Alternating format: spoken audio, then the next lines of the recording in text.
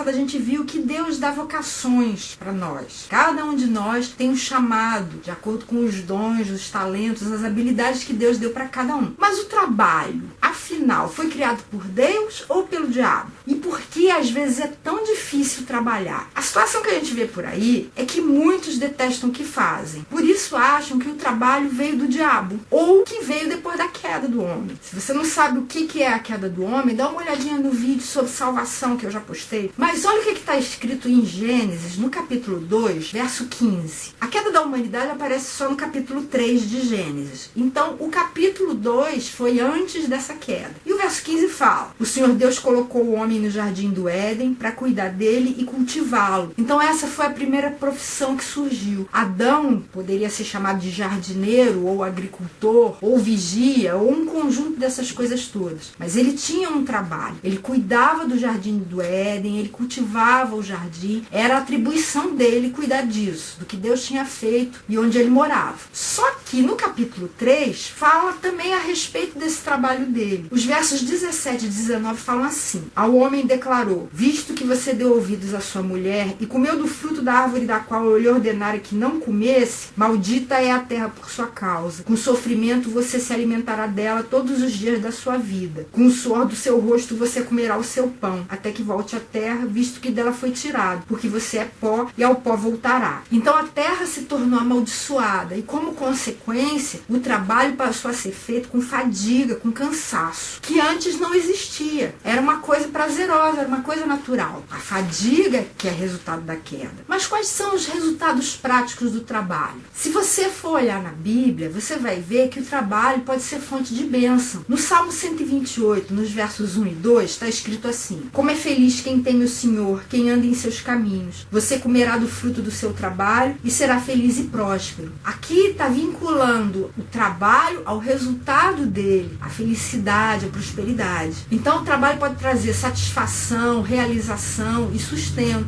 Em Eclesiastes capítulo 2, o verso 24 fala assim: para o homem não existe nada melhor do que comer, beber e encontrar prazer em seu trabalho. E vi isso que também vem da mão de Deus. Então encontrar prazer, realização é algo que é possível de se ter pelo trabalho. E isso é uma bênção que vem direto de Deus para nós. E ainda aqui em Eclesiastes, no capítulo 5, verso 12, diz assim: o sono do trabalhador é ameno, quer coma pouco, quer coma muito, mas a fartura de um homem rico não lhe dá tranquilidade para dormir. O sono de quem é ameno? Do trabalhador. Então você trabalhar, você fazer aquilo que veio nas suas mãos para você fazer, isso dá para você um sono ameno, um sono tranquilo. Outra coisa é que o trabalho também pode moldar o nosso caráter. Ali a gente aprende a ser pontual, a ter disciplina, a trabalhar em equipe, a ajudar, a colaborar uns com os outros, a obediência a regras, subordinação hierárquica. Essas coisas todas vão ajudando a gente a se tornar mais maduro. E o trabalho, eu não sei se você já encarou o seu trabalho dessa forma, pode ser o seu campo missionário. Aliás, ele deve ser o seu campo missionário. Em Mateus, no capítulo 28, Jesus falou assim no verso 19: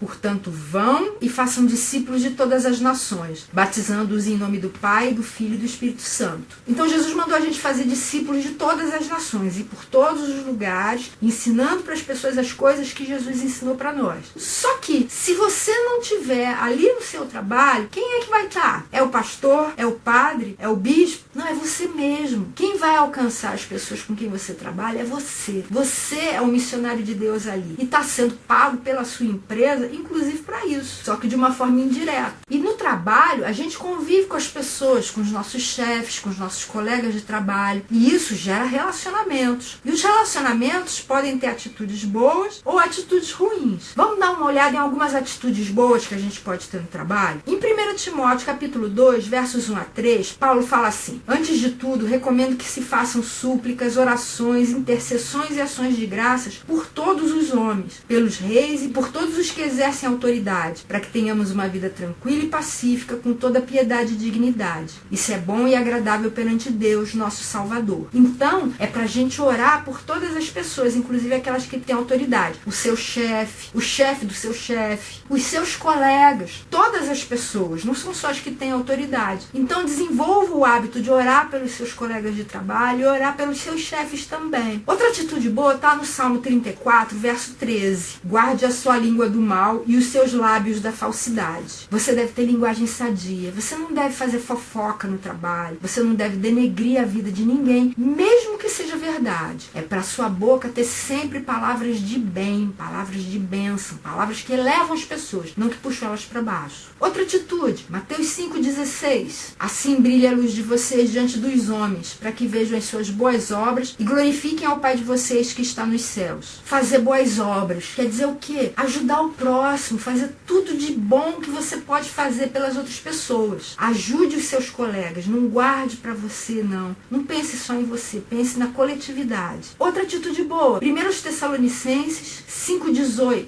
Deem graças em todas as circunstâncias, pois essa é a vontade de Deus para vocês em Cristo Jesus. Todas as circunstâncias, até se você for perseguido, não largarem do seu pé, até que alguma coisa ruim aconteça. Mesmo isso está sendo usado por Deus para forjar o seu caráter, para tornar você uma pessoa melhor. E olha, eu não estou falando da boca para fora não, porque durante muitos anos, cerca de 10 anos da minha vida, eu fui perseguida por um chefe chatérrimo que me odiava. Uma outra atitude boa está lá em Atos 2, de 44 a 47. Os que criam mantinham-se unidos e tinham tudo em comum. Vendendo suas propriedades e bens, distribuíam a cada um conforme a sua necessidade. Todos os dias continuavam a reunir-se no pátio do templo. Partiam o pão em suas casas e juntos participavam das refeições, com alegria e sinceridade de coração, louvando a Deus e tendo a simpatia de todo o povo. E o Senhor lhes acrescentava diariamente os que iam sendo salvos. Por causa dessas coisas todas que eles viviam, eles tinham a simpatia de todo o povo. E a salvação das pessoas, as pessoas que queriam se juntar a eles, era a coisa mais natural do mundo, por causa disso. Então, se você tiver um estilo de vida assim, você vai ser agradável para os seus colegas também. Você vai abençoar a vida deles muito, da mesma forma que a igreja primitiva abençoou toda Jerusalém. Agora, existem algumas atitudes que são específicas para quem é chefe e outras que são específicas para quem é empregado. Se você for empregado, vamos ver o que a Bíblia sugere? 1 Timóteo 6, versos 1 e 2. Todos os que estão sob o jugo da escravidão devem considerar seus senhores como dignos de todo respeito, para que o nome de Deus e o nosso ensino não sejam blasfemados. Os que têm senhores crentes não devem ter por eles menos respeito pelo fato de serem irmãos. Ao contrário, devem servi-los ainda melhor, porque os que se beneficiam do seu serviço são fiéis e amados. Ensine e recomende essas coisas. Então, se você é empregado, você deve ter essa mesma disposição que Paulo falou aqui para os escravos terem. Você não é escravo, mas essa disposição se aplica ao seu trabalho também, de tratar os seus superiores com todo respeito. Outra coisa, Efésios 6, versos 5 a 8. Escravos, obedeçam a seus senhores terrenos com respeito e temor, com sinceridade de coração, como a Cristo. Obedeçam-lhes não apenas para agradá-los quando eles os observam, mas como escravos de Cristo, fazendo de coração a vontade de Deus. Sirvam os seus senhores de boa vontade, como servindo ao Senhor e não aos homens, porque vocês sabem que o Senhor recompensará cada um pelo bem que praticar, seja escravo, seja livre. Então, obedeça de boa vontade. Não faça as coisas só por aparência, não. Provérbios 14, 35. O servo sábio agrada ao rei, mas o que procede vergonhosamente incorre em sua ira. Seja sábio, seja prudente. Use a sua inteligência para o bem. Provérbios 22, verso 11. Quem ama a sinceridade de coração e se expressa com elegância, será amigo do rei. Seja sincero, gentil, elegante, e assim você vai agradar o seu superior. E ainda nesse capítulo 22 de Provérbios, o verso 29, você já observou um homem habilidoso em seu trabalho? Será promovido ao serviço real, não trabalhará para gente obscura. Se aperfeiçoe, e assim você vai acabar sendo promovido naturalmente. Seu trabalho vai ser valorizado. E se você for patrão, ou gerente, ou diretor, alguma posição que tenha pessoas subordinadas a você. Olha o que Efésios 6, 9 está falando.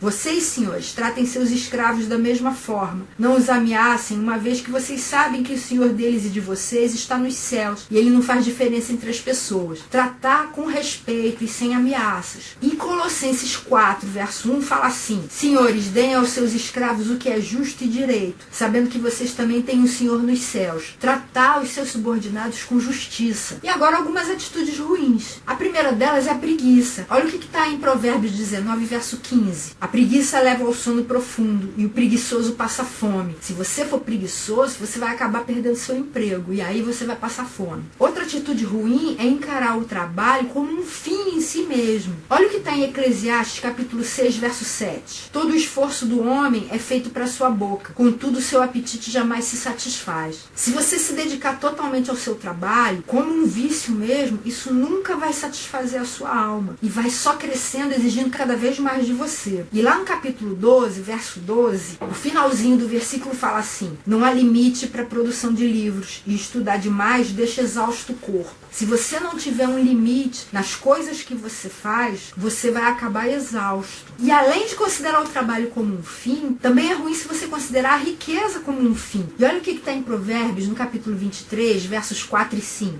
Não esgote suas forças tentando ficar rico. Tenha bom senso. As riquezas desaparecem assim que você as contempla. Elas criam asas e voam como águias pelo céu. Riqueza é um negócio que voa. Hoje pode estar na sua mão, amanhã pode não ter mais nada com você. Então não aplique seu coração a isso não. Esse é mais ou menos o mesmo conselho que Paulo dá em 1 Timóteo, no capítulo 6, nos versos 7 e 8. Nada trouxemos para esse mundo e dele nada podemos levar. Por isso, tendo o que comer e com que vestir-nos, estejamos com isso satisfeitos. E o que fazer se você estiver desempregado? Em primeiro lugar, considere esse tempo que você tem como uma dádiva de Deus para você se preparar para quando o emprego chegar. Exercite a sua fé, a sua confiança em Deus. Ore para que Deus vá transformando o seu coração, dando para você a perspectiva certa e mostrando para você quando a oportunidade vai surgir. E enquanto isso, vá fazendo cursos, vá fazendo o que você puder para se preparar para quando a falta de tempo passar a ser a nova circunstância da sua vida por causa do trabalho. Aproveite agora. Não fique ansioso. Siga o conselho que Paulo dá em Filipenses, capítulo 4, nos versos 6 e 7. Não andem ansiosos por coisa alguma, mas em tudo, pela oração e súplicas e com ação de graças, apresentem seus pedidos a Deus. E a paz de Deus, que excede todo o entendimento, guardará o coração e a mente de vocês em Cristo Jesus. Creia que Deus está cuidando de você. Creia que Ele está providenciando o trabalho certo na hora certa. E enquanto Ele não chega, Ele está trabalhando em você coisas importantíssimas também. Aproveite para se deleitar em Deus. É isso que o Salmo 37 está recomendando. Olha o que falam os versos 4 e 5. Deleite-se no Senhor e Ele atenderá aos desejos do seu coração. Entregue o seu caminho ao Senhor. Confie nele e Ele agirá. Confie e deleite-se, alegre-se. Tenha Deus como a sua delícia. E outra coisa importante, não despreze qualquer emprego que surgir para você não. Olha o que Jesus falou em Mateus, no capítulo 25, nos versos 21 e 23. Ele estava contando a parábola dos talentos. E para 2 dos servos que pegaram aqueles talentos que foram recebidos do seu Senhor e aplicaram em alguma coisa e acabaram fazendo aqueles talentos renderem, ele falou assim: muito bem, servo bom e fiel, você foi fiel no pouco, eu o porei sobre o muito. Venha e participe da alegria do seu Senhor. Deus, de repente, vai colocar você não sobre o muito já de cara. Ele vai colocar você em posições pequenas. Se você for fiel ali, talvez Ele coloque você sobre o muito, para que você seja fiel também. Se você quiser saber mais a respeito de como você pode usar o trabalho como uma